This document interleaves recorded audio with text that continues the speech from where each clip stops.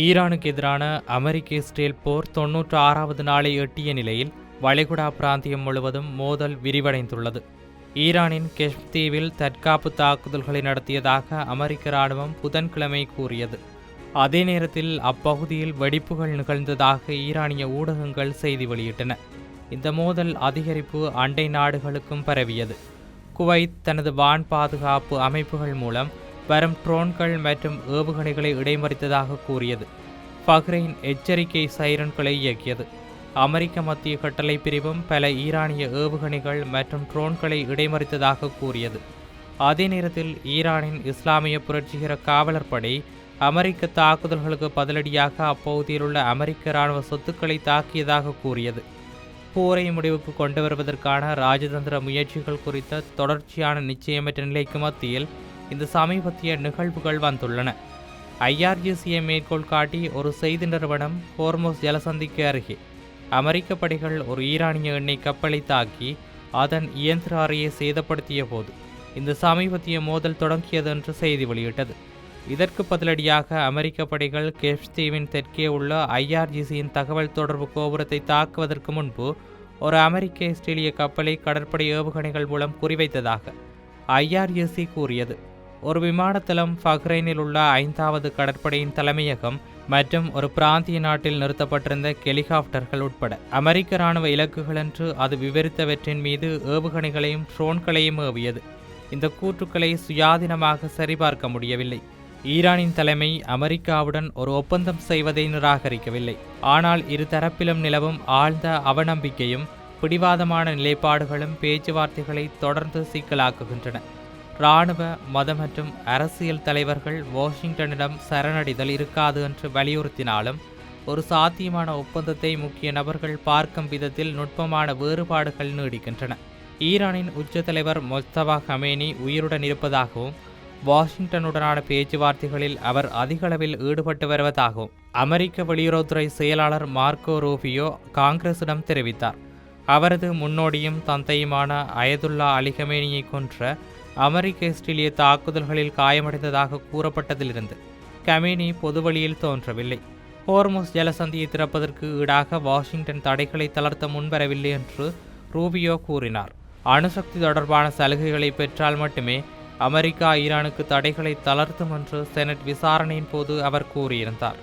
ஈரானுடனான பேச்சுவார்த்தைகள் தொடர்கின்றன, ஆனால் அவற்றின் முடிவு இன்னும் தெளிவாக இல்லை என்று அமெரிக்க அதிபர் டொனால்ட் ட்ரம்ப் எச்சரித்தார். இந்த பேச்சுவார்த்தைகள் எங்கு கொண்டு செல்லும் என்பதை ஒருபோதும் அறிய முடியாது என்று கூறிய அவர் தெஹ்ரான் ஒரு உடன்பாட்டை எட்ட வேண்டும் என்ற தனது அழைப்பை மீண்டும் வலியுறுத்தினார். லெபனான் மீதான இஸ்ரேலிய தாக்குதல்கள் தொடர்ந்தால் தெஹ்ரான் அமெரிக்காவுடனான பேச்சுவார்த்தைகளை கைவிட்டு மோதலை நோக்கி நகரக்கூடும் என்று ஈரானின் தலைமை பேச்சுவார்த்தையாளர் முகமது பாகர் கலீஃபாப் கூறினார். லெபனான் நாடாளுமன்ற சபாநாயகர் நபி பெரியுடனான உரையாடலின் போது இந்த எச்சரிக்கை விடுக்கப்பட்டிருக்கிறது. ஆய்வாளர் ஆலன் ஐர் கூறுகையில், எந்தவொரு ஒப்பந்தமும் வாஷிங்டன் மற்றும் தெஹ்ரான் ஆகிய இரு தரப்பினருக்கும் உறுதியான பலன்களை அளிக்க வேண்டியிருக்கும். ஒரு ஒப்பந்தம் போருக்கு முந்தைய நிலையை மீண்டும் கொண்டு வரும் என்ற விமர்சனத்தை எதிர்கொள்ள அர்த்தமுள்ள அணுசக்தி சலுகைகளை பெற ட்ரம்ப் அழுத்தத்தை எதிர்கொள்கிறார். அதே நேரத்தில் முடக்கப்பட்ட சொத்துக்களுக்கான அணுகல் அல்லது புதிய வருவாய் வழிமுறைகள் போன்ற நடவடிக்கைகள் மூலம் ஈரானுக்கு பொருளாதார நிவாரணம் தேவைப்படுகிறது.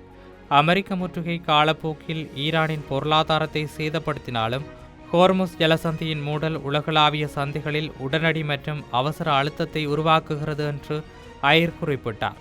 இதேவேளை குவைத்தில் உள்ள அமெரிக்க படைகளை குறிவைக்க ஈரானிய ஆளில்லா விமானங்களின் கூடுதல் அலை முயற்சித்தது. ஆனால் அந்த தாக்குதல் தோல்வியடைந்தது என்று சென்ஹாம் கூறியது. அமெரிக்க வான் பாதுகாப்பு படைகள் பல ஆளில்லா விமானங்களை இடைமறித்ததாகவும் எந்த அமெரிக்கர்களுக்கோ அல்லது சொத்துக்களுக்கோ பாதிப்பு ஏற்படவில்லை என்றும் அது கூறியது. புதன்கிழமை முன்னதாக கெஷ்ம் தீவில் உள்ள ஈரானிய தரை கட்டுப்பாட்டு நிலையம் மீது தாக்குதல் நடத்தியதாக சென்காம் கூறியது. இது ஒரு தற்காப்பு நடவடிக்கை என்று அது விவரித்தது.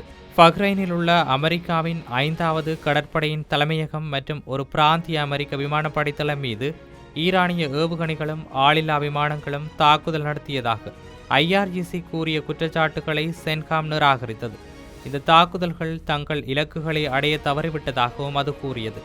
எக்ஸ் தளத்தில் வெளியிட்ட ஒரு அறிக்கையில் இந்த குற்றச்சாட்டுகள் பொய்யானவை என்றும் அமெரிக்க படைகளுக்கு எதிரான ஈரானின் அனைத்து தாக்குதல்களும் தோல்வியடைந்துள்ளன என்றும் அது தெரிவித்துள்ளது. அமெரிக்க படைகள் தொடர்ந்து விழிப்புடன் நியாயமற்ற ஈரானிய ஆக்கிரமிப்புக்கு எதிராக பாதுகாக்க தயாராக இருக்கின்றன என்றும் அது மேலும் கூறியது. இதேவேளை ஜனநாயக கட்சி செனட்டர்கள் போரை கையாண்ட விதத்தில் ட்ரம்ப் நிர்வாகத்தை கடுமையாக விமர்சித்தனர். செனட்டர் கிறிஸ் வான் ஹோலன் அதன் வெளியுறவு கொள்கையை ஒரு குப்பை தொட்டி தீ என்று அழைத்ததோடு இந்த மோதலை முட்டாள்தனமானது மற்றும் பொறுப்பற்றது என்றும் விவரித்தார். செனட்டர் கோரி புக்கர் ஹோர்முஸ் ஜலசந்தி மூடப்பட்டது தெஹ்ரானுக்கு புதிய செல்வாக்கை கொடுத்துள்ளது என்றும் இந்த போர் பரவலான பொருளாதார சீர்குலைவை ஏற்படுத்தியுள்ளது என்றும் இது ஒருபோதும் நடந்திருக்க கூடாது என்றும் வாதித்தார். இதேவேளை வடக்கு இஸ்ரேலை வலுப்படுத்தவும் லெபனான் எல்லையில் உள்ள ட்ரோன் பிரச்சினை என்று அவர் குறிப்பிட்டதை சரி செய்யவும் தனது அரசாங்கம் மிகப்பெரிய திட்டங்களை செயற்படுத்தி வருவதாக பிரதமர் பெஞ்சமின் நெதன்யாகு கூறியிருந்தார். ஒரு அரசாங்க கூட்டத்தில் பேசிய அவர் எல்லையிலிருந்து 7 கிலோமீட்டர் வரை நீட்டிக்கப்படும் பாதுகாப்பு பலப்படுத்தும் நடவடிக்கைகள் ஹிஸ்புல்லாவிற்கு எதிரான இஸ்ரேலின் நடவடிக்கைக்கு ஆதரவளிக்கும் என்றும் கூறினார். அப்பகுதியில் பாதுகாப்பு மற்றும் பொருளாதார வளர்ச்சியை மேம்படுத்துவதற்கான அரசாங்கம் $20 மில்லியன் முதலீடு செய்வதாகவும் நெதன்யாகு மேலும் கூறியிருந்தார். இஸ்ரேலின் அரசியல் வட்டாரங்கள் முழுவதும் நெதன்யாகு மீதான விமர்சனங்கள் அதிகரித்து வருவதாகவும் ஹிஸ்புல்லாவிற்கு எதிரான பரந்த மூலோபாய இலக்குகளை விட தனது அரசியல் இருப்புக்கே அவர் முன்னுரிமை அளிப்பதாக எதிர்பார்ப்பாளர்களும் சில கூட்டாளிகளும் குற்றம் சாட்டுவதாகவும் தெரிவித்தார். அமெரிக்க ஈரான் பேச்சுவார்த்தைகளை சீர்குலைக்கும் நோக்கிலேயே நெதன்யாகு பெய்ரூட்டில் இராணுவ நடவடிக்கைகளை விரிவுபடுத்த முயன்றதாகவும் வாஷிங்டனின் அழுத்தம் அவரை பின்வாங்கும்படி கட்டாயப்படுத்தி இருக்கலாம் என்றும் பல ஆய்வாளர்கள் நம்புவதாக இப்ராஹிம் கூறினார். இது அவரது விமர்சகர்களிடையே மேலும் விரக்தியை தூண்டியுள்ளது. இது இப்படி இருக்க லெபனானில் பொது சுகாதார அமைச்சகத்தின்படி தெற்கு லெபனானின் புஷ், ஜெமாலி, எஃபா மற்றும் திஃப்னின் ஆகிய நகரங்கள் மீது இஸ்ரேல் நடத்திய தாக்குதல்களில் ஒரு குழந்தை உட்பட குறைந்தது 5 பேர் கொல்லப்பட்டனர் மற்றும் 45 பேர் காயமடைந்தனர். தெற்கு லெபனானின் பிளாட் பகுதியில் இஸ்ரேலிய படைகள் பீரங்கி தாக்குதல்களை நடத்தியுள்ளன. அருகிலுள்ள திப்னின் நகரில் முன்னதாக ஒரு சக்தி வாய்ந்த வெடிச்சத்தம் கேட்டதாக ஒரு ஊடகம் தெரிவித்திருக்கின்றது. தெற்கு லெபனானில் இஸ்ரேலிய படைகளுக்கு எதிராக 13 தாக்குதல்களை நடத்தியதாக ஹிஸ்புல்லா புதன்கிழமை கூறியது. இந்த தாக்குதல்கள் படையினர் கூடும் இடங்கள், இராணுவ வாகனங்கள் மற்றும் இராணுவ தலைமையகங்களை குறிவைத்தன. மொத்தத்தில் ஈரான் அமெரிக்கா மோதல் 96வது நாளை எட்டியுள்ள நிலையில் இராணுவ நடவடிக்கைகளும் ராஜதந்திர முயற்சிகளும் ஒரே நேரத்தில் முன்னெடுக்கப்பட்டு வருகின்றன.